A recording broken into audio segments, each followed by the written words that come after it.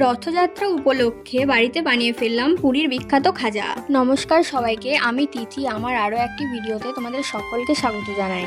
তো প্রথমেই সকলকে রথযাত্রার অনেক অনেক শুভেচ্ছা। কেমন আছো তোমরা সবাই? আশা করি অনেক ভালো আছো, আর আমিও খুব ভালো আছি।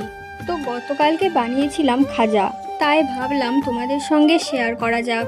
একটা পাত্রে কিছুটা ময়দা নিয়ে তার মধ্যে একটু লবণ, চিনি এবং ঘি দিয়ে ভালো করে মাখিয়ে নিয়েছিলাম। তারপর ময়দাটাকে 20 মিনিট রেস্টে রাখার পর এভাবে গোল গোল করে বেলে একটার উপর আর একটা করে চাপিয়ে এভাবে মোট 4টে চাপিয়েছিলাম। আর হ্যাঁ, এইগুলোর মাঝে অবশ্যই একটু কর্নফ্লাওয়ার গুঁড়ো, সাদা তেল বা ঘি দিতে হবে। তারপর এভাবে রোল করে নিয়ে এটাকে পিস পিস করে কেটে নিয়েছিলাম। তারপর ওই পিসগুলোকে হালকা করে চেপে নিয়ে তেলের মধ্যে ভেজে নিলেই হয়ে যাবে খাজা। আর আগে আমি চিনি দিয়ে এই মিষ্টি রসটা করে রেখেছিলাম।